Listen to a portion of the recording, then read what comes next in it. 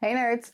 We're going to talk about The Wandering Earth today, which is an absolutely bonkers short story written by Cixin Liu, which was then adapted into a movie in 2019, which we're also going to talk about. Now, before I get into this, bit of a book versus movie discussion, I just want to talk about adaptations for a second, because if you've watched me before, then you know that I have some fairly strong feelings about not complaining about adaptations. So I don't want you to think that I'm just about to start complaining about an adaptation. I am a firm believer that adaptations have to be different. They have to tell the story in a slightly different way because it is a different medium, but also because it's a different person telling the story. It's not from the perspective of the author. It's not from what's in my mind or what's in your mind. It's from whatever is in the mind of the person who decided to turn it into something else. And so for that reason, I think that we can talk about adaptations critically when we look at the choices that are made in how the story, how elements of the story are presented. But I also think we have to approach it from the understanding that it is a different medium. So we can talk about whether the movie is in itself a good piece of media on its own, taking the story aside, and then we can talk about whether we think that they took the right elements or not from the story, or what we would have loved to have seen, in a way that doesn't necessarily have to be overly negative, which I think tends to be a lot of the discussion around adaptations these days.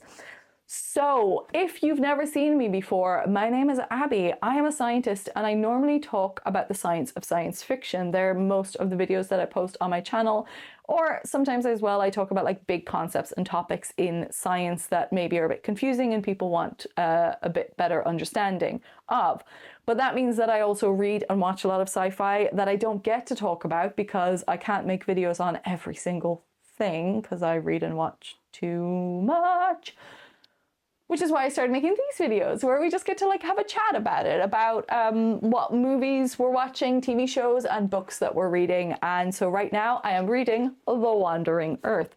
Now this is a collection of short stories, and The Wandering Earth story itself is only 47 pages. It is that entirety part of the book, which I still manage to have mucho tabs because I have a problem. But also because it's a Cixin Liu book, and the man is crap crazy when it comes to sci-fi, but that is the science fiction that I love.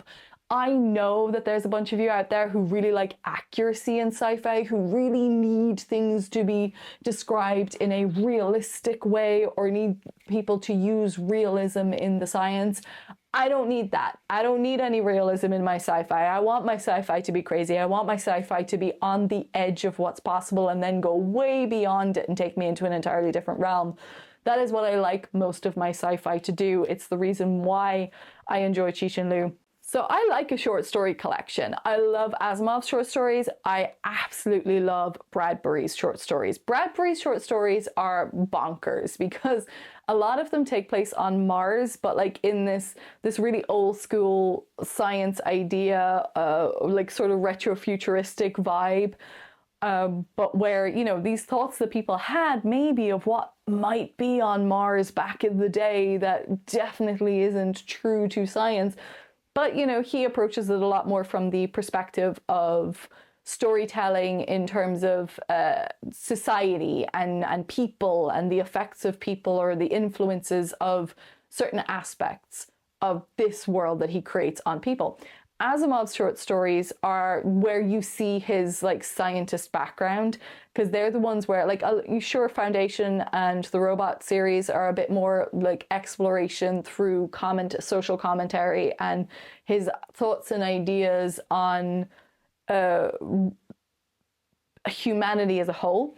But in his short stories is really where he takes just individual problems and challenges and just solves them, just comes up with a way to figure out hey, if your ship is stuck in space and it's been broken apart, how could you land on that rock that's the size of Ceres nearby? And it's oh, let's punch a hole in the water tank and let the water go out and create some thrust. Basically, I'm just saying he just takes these little explorations.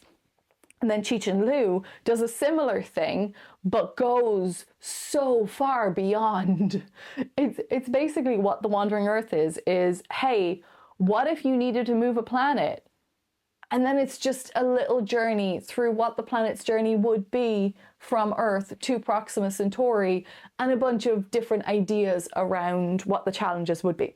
Now, like I said, it's only 47 pages long, so all of the challenges that are met are not, of course, they're not going to be scientifically accurate to what the actual process would be of stopping the Earth from rotating and then installing 10,000 plasma jets on the surface of the planet that will then direct the Earth towards Jupiter, create a gravitational assist around Jupiter, travel out of the solar system towards Proxima Centauri, drop into orbit around one of the stars of Proxima Centauri, because there are 3, and then restart Earth's rotation. I mean, I'm sure many of us could look at it and go, the idea that the planet would survive or that humanity would survive is insane. But it's about a thought experiment. And there's loads of topics and ideas in philosophy and science that are centered on thought experiments. It's just a case of kind of going, what if? If we did this, what are some of the things that might happen? And it makes a really interesting short story. Now, the story itself in the book happens over a large period of time, right? We kind of have this idea that they discover that the sun, for some reason, unexplained, doesn't matter. It's the little fuel kickstarter. It's what starts off the story. But for some reason, the process of helium production in the core of the sun is accelerating. And that in 400 years, there's going to be this helium flash. And the helium flash will cause the sun to expand out into a red giant, engulfing Earth's orbit and destroying the planet. So they're like, okay, what do we do? What do we do? Do we take everyone off the planet? That's the position that the people in the story called the takers take. They want to put all of the people onto spaceships and bring the spaceships off out and travel to the nearest habitable planet. The problem is that the nearest habitable planet is something like 15,000 years away. I wrote a note about this somewhere. Una momenta.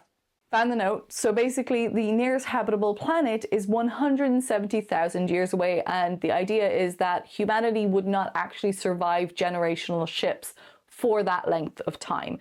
That you can't put people into that confined a space. And also, if you do that, you can't bring everyone. You can only bring a certain amount of people because you just can't fit that many onto spaceships.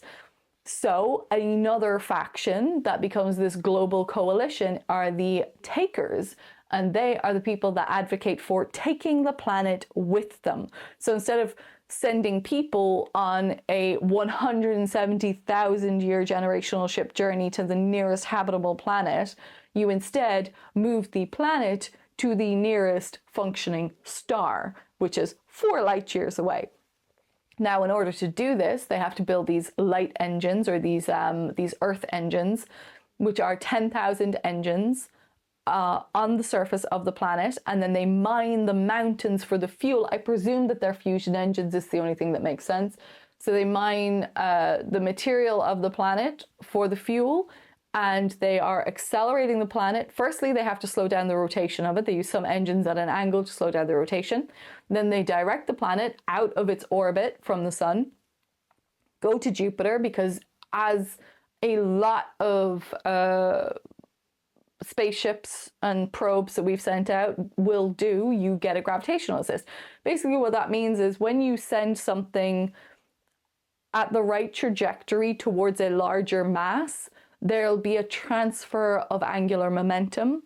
So the Voyager 1, I think it is, maybe Voyager 1 or Voyager 2, I can't remember. One of them did this with Neptune, I believe it was. And it's just a really normal thing to do in our general space travel journeys, is to enter into not an orbit around a planet, but skim it. Like you skim the orbit. So you go close enough that you're still on a trajectory that will allow you to not be pulled into the gravitational pull of the planet, but is close enough that you can get some of the angular momentum from the planet transferred to you as you skim around, which then gives you a boost in velocity and sends you off on your continued path, which the idea is that they will do that to then leave the solar system and head towards Proxima Centauri. So apparently it's going to take 500 years for them to get to that point, and then it will take 1,500 years of coasting time, then 500 years of deceleration time, back down to the velocity that will allow them to enter into an orbit around the star, or one of the stars of Proxima Centauri, and then restart those Earth engines to get it back into the angular ones to get it back into a orbit around Jupiter. Now, there's a few different things that happen in the short story. As a result of this, of course, there's a lot of destruction to the planet because you are changing the planet's motion in space. You are causing a lot of issues in terms of like tectonic plates and a lot of what is actually happening in the normal, natural motion of the planet, which also means that you have to send humanity underground because there's no way you could possibly live on the surface of the planet as it's moving out through the solar system and into interstellar space. So humanity has to move underground, which means there's a lot of risk of magma and volcanic eruptions causing a lot of issues and earthquakes as well. And there is what I think is the realest part of the entire story, is there is an anti-science rebellion. And this happens towards the end of it, where people are getting so isolated and maybe leaning into a little bit of psychosis and a bit of fear as they get further and further away from the sun, that people start to believe that it's all conspiracy. It's all fake. It's all a lie. There's nothing is really happening. Nothing is wrong with the sun. This was all done on purpose for reasons unknown. So they, rebel and they take over the government, I guess, or the coalition space, and they take over the control room. And once they have killed everyone who knows what they're doing, then suddenly helium flash happens. Instant karma, instant moment of like, no, this is real. This is really happening. No one's going to move an entire planet for a conspiracy. But it is what I thought was one of the realest parts of the short story, because it's like, look at the world around us, look at the anti-science movement, look at the rise of these weird concepts around flat earth and plasmoids and just this. I understand why certain people in the world have a propensity towards conspiracies based on the ways that things happen, but these weird, large global conspiracy ideas that the earth is flat or that the moon landings were faked are just very extreme ones that I think you can only really fall into if you get locked into this bubble space that traps you into this belief that you can't really escape from. So I just did really think that that was a really cool part of the short that sort of happened towards the end. But then, they move on and they drop into orbit, or it seems that they will drop into orbit around Proxima Centauri. It's kind of where the story leaves off, is once they've entered into interstellar space and they're on their journey towards our nearest neighbor. So that's the short story. That's essentially basically what happens in the 47 pages of it. Then we move to the movie. So the movie was made in 2019. Now, there has been a prequel movie made, which came out in 2021, which I haven't watched yet, so I'm not going to include it in this conversation. But the adaptation of the movie was made in 2019. It is a Chinese language movie, and it has some fairly mixed reviews online. So just ignoring the short story for now, the story of the movie is that Earth discovered that there was going to be this helium flash, and they decided to move the planet. So a global coalition is formed. They build 10,000 plasma engines on the surface of the planet, and they move humanity underground. We pick up when Earth is just about to reach Jupiter. And the point, of course, in the movie, the point is to get a gravitational assist from Jupiter. Now, in the movie, they add in this International Space Station as a navigational space station that is traveling ahead of the planet, that is there just to, act as a guiding star, I guess, for the planet as it comes up towards Jupiter. So in the story, we focus mostly on one character, which is Liu Qi. He is a sort of like 21-year-old guy who has a strange relationship with his father, Louis Pei-Kang, who is on the International Space Station because his father has sacrificed 17 years of his life to serve on the space station, which allowed Liu Qi and his grandfather, and then eventually his foster sister, to have a ticket to one of the underground cities to survive the travel through space for Earth's journey, which implies that it's taken 17 years to get from Earth to Jupiter, which I haven't done the math on, but I'm pretty sure is going to make it a fairly speedy drive. I will work out the math on this. That will be a question at the end of this discussion as to what we're going to do in terms of a science episode about this story. So anyway, coming back to the movie.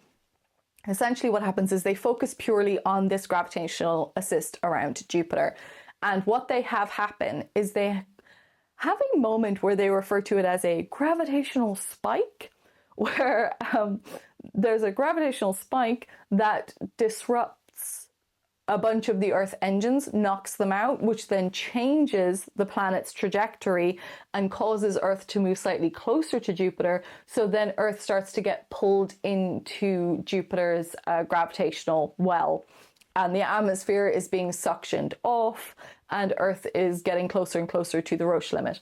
So we end up in this kind of, there's just a bunch of normal stuff that happens. The young people have gone off on an escapade. They're outside. They have a transport truck thing that gets commandeered by the military. They then are in on this rescue mission. The whole point of the rescue mission, as far as I can tell, is there's this thing that they're referring to as the lighting core, which is basically sort of a mechanism that will restart these Earth engines. And you can't restart the engines without this lighting core for some reason. And they need to transport it to a location to do that. Stuff ensues. Lighting core is destroyed in a very, very illogical scene that still drives me crazy when I think about it. Second lighting core is discovered. More stuff ensues. They arrive to the lighting core. But they realize that they will not be able to get enough of a push. So the solution that has come up with is to ignite the atmosphere of Jupiter. So the point of this is to create an explosion that will create a shockwave that will push the planet back off out of its clutches of Jupiter's gravitational well and allow the planet to continue on. So that's basically the premise of the story, of how what we're looking at in terms of the movie. A few things to do there. The gravitational spike thing for me was just a bit like, why? Like, maybe I'm reading it wrong, but a gravitational spike would imply a change in mass or a change in energy, right? So it sounds like they're trying to use the concept of a solar flare from the sun and kind of just going, oh, a gravity spike from Jupiter creates like an earthquake that destroys stuff. There's a few illogical things in the plot. There's definitely plot holes. There's definitely things that I don't think are very well explained. Also, I will say that I watched the dubbed version. Now, I admit that normally I would watch the subtitles version, which I think is the way that you should always watch these types of movies, because you lose something when you don't have the actor's voice. You need, like, look, Wu Jing is the main character who plays the father, or the actor who plays the main character father figure guy in it, and I believe Wu Jing is in the prequel as well. He's an incredible actor. Like, he is a really good actor. So when you don't have the way that he is expressing the character, and we don't need to understand the language to get the emotion and the connection to the character through their voice and their tone and how they carry themselves. So I would always advocate for watching these types of things with the subtitles on. However, because I was watching it mostly for the purpose of being able to like commentate on the science aspect of the story, I was like, I kind of need to watch what's happening on the screen, and I kind of need to know exactly what they're saying in the moment. And so I chose to watch the dubbed version, and I don't recommend that. Look, that is no shade to dubbing actors whatsoever. But when you take a very Chinese film and then you dub them with very, very American voices, where the voice acting is not matching the character and what you're looking at on the screen, it makes it seem more ridiculous than it is. Now, in saying that, it's a fairly ridiculous movie, but it's no more ridiculous than like Geostorm or Moonfall. It's a popcorn action movie. It is a classic disaster movie. It is 100% iconic in terms of the way that a disaster movie plays out, and it follows the themes and the tropes to the letter. Like, in terms of a disaster movie, no, there are brilliant disaster movies. Deep Impact is an incredible disaster movie. Armageddon is a ridiculous disaster movie that is incredibly enjoyable to watch. Do you see what I mean? Like, there's a difference, right? If you can suspend disbelief and if you can just let yourself sit in the popcorn flick and enjoy the destruction, because that's what a disaster movie is about. It's about destruction. It's about how many things can you destroy. And the plot doesn't really need to matter all that much. It just needs to get you there. Now, I don't necessarily agree with that all the time. I think sometimes you can create a very good script, have it all play out in a very logical way, and have it all make sense and still have your smashy bang bang, which I really enjoy. But we also just have to say, like, look, sometimes people just decide to make movies like this, and that's the choice that they make. And that's the choice that they made with this movie, right? You know, it is a classic disaster movie popcorn flick. They have incredible visuals. Incredible visuals. I mean, come on, the plasma stream making the Earth look like a comet as it moves through space, the atmosphere being suctioned off into Jupiter, exploding the atmosphere of Jupiter. Come on, what more do you want from a movie like this? It's ideal. Now, I do have a question about the whole shockwave thing. There was a few things in that I was like, I'm confused, because it looks like the plasma engine side is what's facing Jupiter when the shockwave hits, but then the shockwave looks like it's destroying a lot of the surface of the planet, which would imply it's destroying the plasma engines that they just fixed. So I don't really understand what's happening here. But like I said, I think that they could have put a bit more logic into it, and it would have been an absolutely banging movie. Instead, it's just like, it's a fine disaster movie. You know, it's, like I said, smashy bang bang. It's fine. It's fine. Now, in terms of a comparison of the book to the movie, I am going to say that there are things that I wish they had done in the movie that they didn't do. Maybe they'll do them in the prequel. But I also understand why they adapted it the way that they did. However, I do kind of hesitate then onto, is it Cixin Liu's story or is it not? And that's kind of how I feel about it. Because the key thing is the key moment of peril that they have created as what is causing this disaster in the movie, being the falling into Jupiter, does not happen in the short story. But a bunch of things do happen in the short story. You have this incredible scene in the short story where it's this discussion around how, or this explanation about how when there is a earthquake or a volcanic eruption that puts one of the cities at jeopardy, they line up the residents of the city based on age. It's not done on any other social standing other than age. So you have the main character, because he's younger and he's in a university town, when there is this volcanic eruption, he is much further up in the line than his mother, who is at the back. And by the time he gets out, as they're trying to evacuate everyone, by the time he gets out and then the volcano or the magma comes in to take over the city, his mother hasn't gotten out. So that was an incredible visual that they could have used, that would have also given us that like emotional tie to the lead actor, or the main character of the younger one, Luki, who has all of this angst and aggression, and it would have given him a place to have, like, a reason to have that, and a place to put that anger and disappointment. They do give us a sort of version of that where we see his grandfather die in the movie in a building collapse. So they go to, like, I think they're in Shanghai at some point, where it's been sort of like the buildings in Shanghai are like encrusted in ice, which sort of like either the ocean has come in or something and then frozen. So some of the buildings are frozen. So they're climbing through it, but the building collapses and the grandfather dies. So he sort of has that moment, but I don't know. I just thought like it wasn't as clear a comparison from what's happening in the story.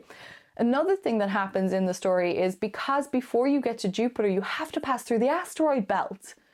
The asteroid belt is between Mars and Jupiter. And just think about that. I mean, we talk about the concept of asteroids hitting the Earth all the time, but actually moving the planet through the asteroid belt. So what they do in the short story is they have like these sort of like, I guess, fighter spaceships that go out ahead of the planet and destroy the asteroids with antimatter bombs. But of course you still get some fragments and there's some destruction and all that kind of stuff. So by the time they get to Jupiter in the short story, Jupiter is literally just a gravitational assist. They go around it and they leave and everything's fine. Now, I understand why they didn't do that in the short story, in the movie, because when you really think about it, as much as those visuals are cool, and as much as like I enjoyed the process of what was happening in different stages throughout the short story, that is also happening over a very long period of time, which is much easier to show in, or like to represent in a text than it is on screen. So if we kind of say, well, it took 17 years to get from Earth to Jupiter, like how much time would it take between passing through the asteroid before they actually get to Jupiter? I'm not sure exactly what it would be, but you know, it could be a couple of years maybe or something. So it removes the peril of the disaster aspect of the disaster movie if the peril isn't immediate. If it's just like a series of, oh, and this happened, and then this happened, and then this happened, but they all were spaced by multiple years. You need the peril to all be happening at the same moment. So I can see why they would say, right, well, instead of letting it pass by Jupiter, why not just say, well, by the time they get to Jupiter, we have a bunch of stuff happening as a result of the Earth maybe falling into Jupiter.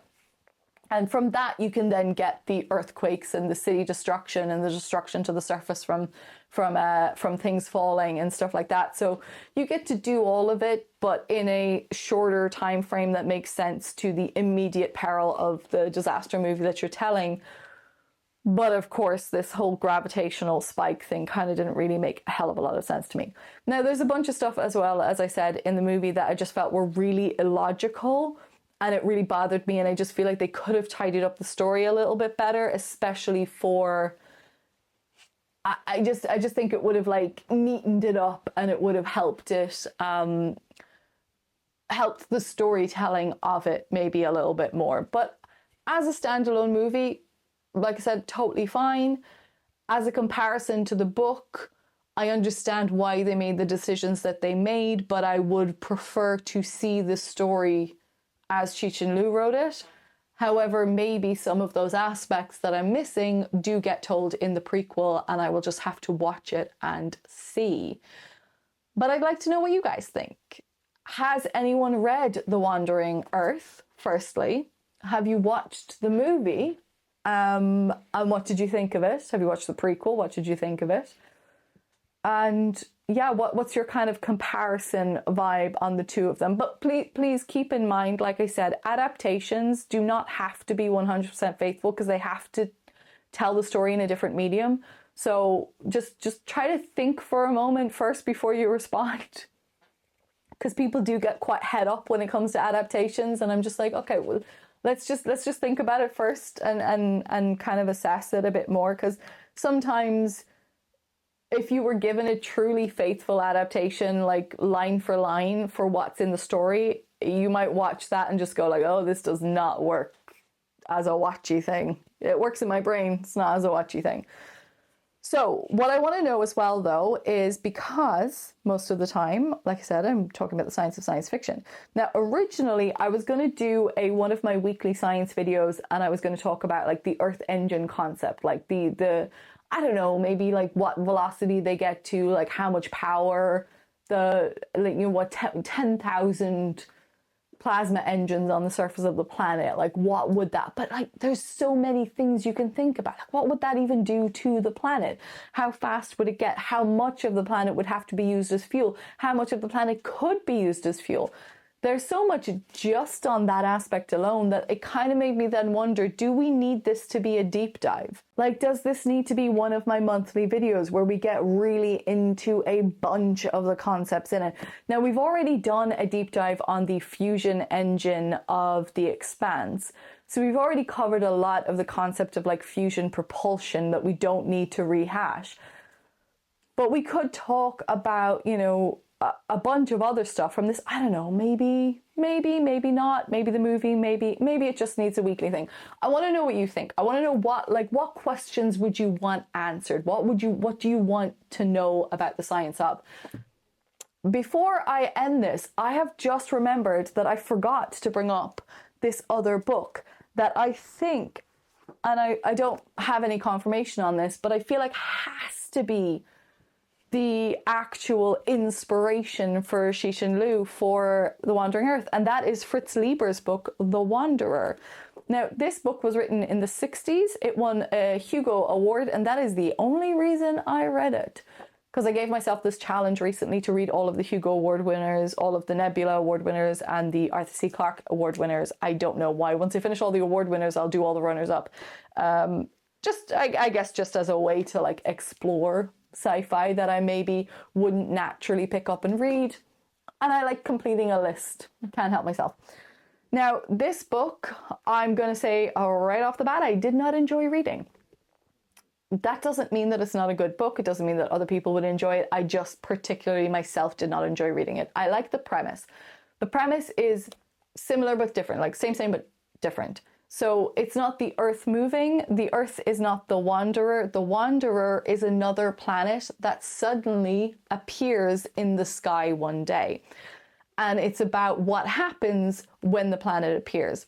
And the way you get told the story is from the perspective of different people at different places on the Earth. So there's a lot actually in it that probably also like has some inspiration on Moonfall. And some of the destruction and the things that happen in that. But the reason I found it difficult, or the reason I didn't enjoy reading it, was mostly because I found it kind of difficult to follow some of the plot.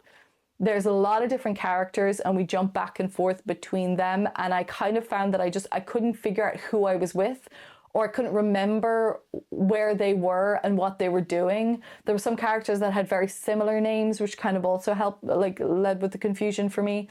So I think I didn't enjoy it as a story. Maybe if I reread it from the perspective of each character story is giving you a different viewpoint of what is happening on, you know, in relation to this wanderer, this planet that has appeared. So you've got the perspective of some people at different positions on Earth. You've got someone who is on the moon. You've got someone who's on the planet. You've got what happens to the moon. And then you get like what happens on this planet. And so like the planet is basically like moving through hyperspace. It's a spaceship planet essentially. So like it's an interesting premise. I just didn't particularly enjoy the story, but it definitely has a lot about it that I feel like must be some inspiration in some aspects for The Wandering Earth. And yeah, I don't know, like, has anyone read this? Have you? Let me know. In terms of what I am currently reading, that is where I normally end this. I'm still reading Mistborn. I don't have the book, it's upstairs. So I'm still reading Mistborn. I'm still reading the other stories in this. I haven't finished this yet. And read the other shorts in it. I have started my reread of Neuromancer, and what I am doing with that is I'm going to do an annotated version.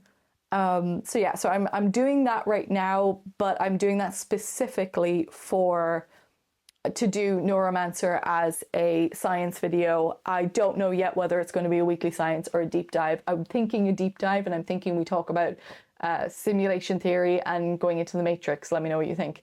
So yeah, that's kind of where I'm at. And then I guess because we also talked about a movie, I should say like movies. Obviously there's not a movie that I'm currently watching, but I am very excited to watch The Mandalorian and Grogu. I'm very much looking forward to that coming out.